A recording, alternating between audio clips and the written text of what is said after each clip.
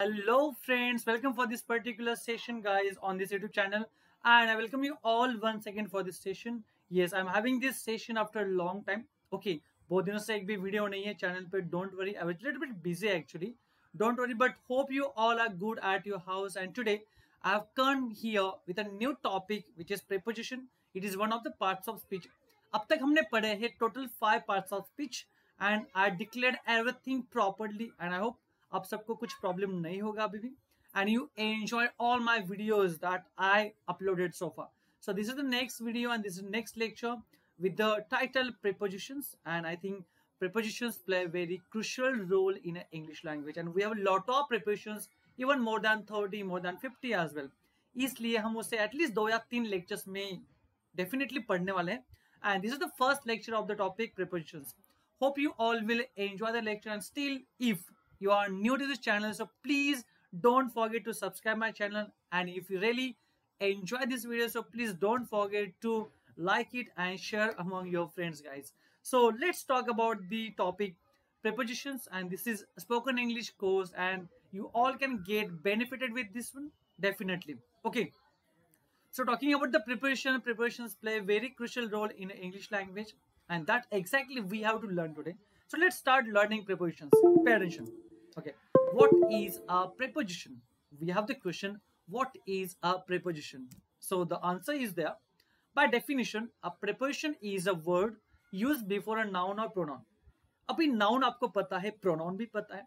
एक तो यूज होगा before noun or a pronoun in a sentence to mark its relation to the rest of the sentence. So जो remaining sentence है, okay, उससे noun और pronoun का relation क्या है वो शो करने के लिए हम यूज करते हैं prepositions. So preposition just like other parts of speech वो भी सेंटेंस में यूज किया जाता है. जैसे आपको पता होगा इन होता है, ऑन होता है, बी साइड होता है. Okay, these are different kinds of prepositions. So we must know what exactly the use of prepositions such as to. अभी एग्जांपल यहाँ पे दिया है टू, उसे एग्जाम में यूज किया. देखो, I went to the beach, I went to the beach. So यहाँ पे देखो सेंटेंस में I repeat once again, just a moment. Let me have a pen. Okay, look at here. Now, I went to the beach. So, I is the subject. याद रखना है. And most important, to the beach. The beach is actually a noun. So, हमने noun से पहले use किया है. And it is showing the relation. It is showing the relation to the subject with that particular remaining part of the sentence. So, यहाँ पे to हो जाएगा आपका preposition. And that's exactly we have to learn today. Okay, look here. I have come with a lot of very much important prepositions and they use in English language. देख लेते हैं. पहले देखो हम पढ़ते हैं कि कॉमन प्रीपोजिशंस होते क्या हैं. Common prepositions are very much useful. बाद में उसमें अलग अलग टाइप्स भी होते हैं, बट हम पहले पढ़ने वाले हैं common prepositions. We have at least 35 to 40 something. Okay, हम उनको लर्न करने वाले at least in 2 or 3 lectures. Look here everyone. Okay, with example as well. Let's start about और learn something about beside. Okay, इसका मीनिंग मैंने हिंदी में भी दिया है, बगल में. Means a suitable word for near. Near मतलब साइड में होता है. Okay, beside. So how you can use this particular preposition in your sentence? This way, he sits beside me in the class. He sits beside me in the class. मतलब वो class में मेरे बाजू में बैठता है. Is that clear? The sentence is that Rohit came and stood beside me. Rohit आया और मेरे साइड में खड़ा हो गया, मेरे बगल में खड़ा हो गया. Is that clear? So simply you can use beside for to say if someone is near to you, okay, sits near you, then stands near you, to show that we can use beside definitely. Okay, we have one more, besides. Okay, beside and besides not the same. beside अलग होता है, but यहाँ पे एक s extra लगा है, मतलब ये हो जाएगा besides. इसका मीनिंग होता है इसके अलावा. मतलब हमें कुछ एक क्वालिटी होती है, उसके अलावा कुछ और भी क्वालिटी हो सकती है. ओके, कभी कभी हमें 2 डिशेज अच्छी लगती है, कभी कभी हमें टी और कॉफी दोनों अच्छा लगता है. So to show that you like something else than this one. For example, look at here. Besides cricket, I like to play football. Besides cricket, I like to play football. मतलब मुझे cricket तो पसंद है. Okay, उसके अलावा मुझे football भी पसंद है. देखो इतना इजी है, याद रखना है.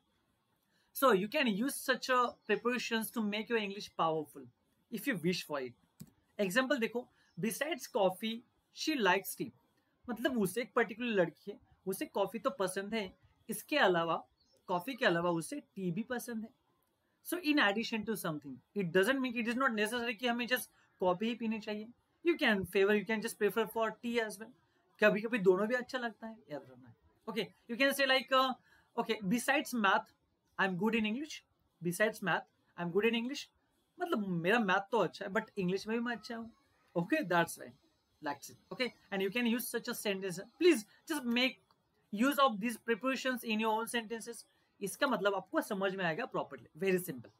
Let's move forward. Okay, very important. Okay, look now. Next one, since. Since मतलब तब से. कोई particular action कब से हो रही है, हम ये show करने के लिए use करते हैं since. We have some examples.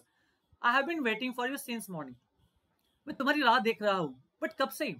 Since morning. Morning से. सिंस एस्टरडे, कल से. ओके, याद रखना है. सिंस लास्ट नाइट से. सिंस लास्ट संडे से. ओके, ये हो सकता है. सिंस मतलब तब से.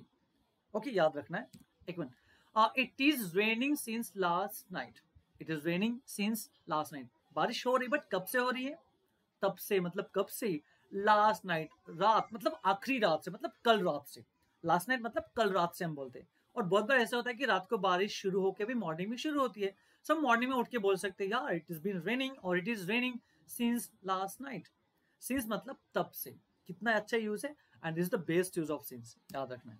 And please use such a preposition in your own sentences. You will definitely like it. And if you want to check whether you made the sentences right और wrong, so just comment me those sentences and your answers right. It will be the best way to check your knowledge as well. Okay, for के लिए या के वास्ते. हिंदी में बोलेंगे के लिए या के वास्ते. It is very simple preposition actually. He wants to go Mumbai for job. उसे मुंबई को जाना है, बट क्यों जाना है, किसके वास्ते जाना है, क्यों जाना है, किसके लिए जाना है? Okay, for job. Okay, job के वास्ते, जॉब के लिए जाना है, के लिए. This flowers are for you. This flowers are for you. For you मतलब तुम्हारे वास्ते, तुम्हारे लिए. इसका ही मीनिंग होता है, याद रखना है. Next one, this gift is for you. देखो मैंने बोल दिया है this gift is for you. एक गिफ्ट है बट किसके लिए? For you. किसके वास्ते? तुम्हारे वास्ते, तुम्हारे लिए मैंने लाया है. That's it. Very simple preposition. अब next we have between. Between हम यूज करते हैं एक्चुअली फॉर टू पर्सन्स, बीच में. बीच में. Okay, look at here. Okay, Rohit sits between Vijay and Ajay on the bench. तीन बच्चे बैठे हैं बेंच पे. ओके, बट बीच में तो कोई बैठेगा ना. यहाँ पे देखो रोहित है बीच में, but he is sitting between Vijay and Ajay. दो चीजों के बीच में अगर हमें बोलना है तो हम बोलते हैं between. For example, the king distributed his wealth between his son and daughter. Between his son and daughter. I have one more example. I think same is there. The king distributed his wealth between his two sons. Between his two sons मतलब दो है तभी हम use करेंगे between. अगर ज्यादा होंगे ना वहां पे अमोंग यूज होता है. आगे हम वही पढ़ने वाले हैं. कितना सिंपल है देखो. बिटवीन मतलब के बीच में. के बीच में मतलब दोनों के बीच में. For two persons. Is that clear? Can you give me one more example of this one? Yes please tell me first. Anything else? Okay, Riya is sleeping. Riya is sleeping between her father and mother. कितना simple है, दोनों के बीच में सो रही है. Very simple, याद रखना है. Okay, very perfect. अब next we have here look among. Among देखो क्या है. Look everyone properly and don't make a mistakes with this one. Very simple. Okay, यहां भी इसका मीनिंग होगा बीच में, बट बिटवीन और अमंग में डिफरेंस क्या है? बिटवीन हम यूज करते हैं for two persons and more than two persons. Among for more than two persons मतलब अभी बीच में ही होगा बट ज्यादा लोगों के बीच में. Look at some examples are there. Okay, I saw him among the crowd. I saw him among the crowd. अभी क्राउड मतलब भीड़ होती है. भीड़ क्या दो एक लोगों की हो सकती है या दो से ज्यादा होंगे? डेफिनेटली फॉर सिंगल पर्सन और two person you will not call as a crowd. Okay, भीड़ हम किसे बोलेंगे? जहां पे बहुत सारे लोग होंगे. सो हम क्या बोल सकते हैं? I saw him among the crowd. You can't say I saw him between the crowd. No, I saw him among the crowd मतलब मैंने उस भीड़ में उसे देखा है. अंडरस्टैंड? मैंने देखा. Distribute these chocolates among your friends. Distribute these chocolates among your friends. अभी मैंने देखो फ्रेंड्स बोला है मतलब फ्रेंड्स दो या दो से ज्यादा हो सकते हैं. ओके, दो से ज्यादा, mostly more than two. So friend ज्यादा हो गए यहाँ पे. सो हम बोलेंगे कि ये चॉकलेट्स तुम्हारे फ्रेंड्स में बांट दो. Means the whole class I wish to take. You can say distribute the chocolates among the class. Between the class नहीं बोलेंगे, अमॉन्ग द क्लास, क्योंकि क्लास में बहुत सारे बच्चे होते हैं, more than a 2 as well, याद रखना है. Okay, so you can have such examples and a lot of examples of your own as well.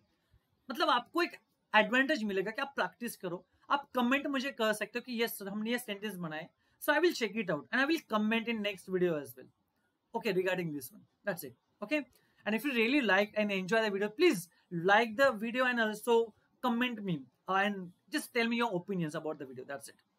Let's move forward. By मतलब बगल से. Look here example.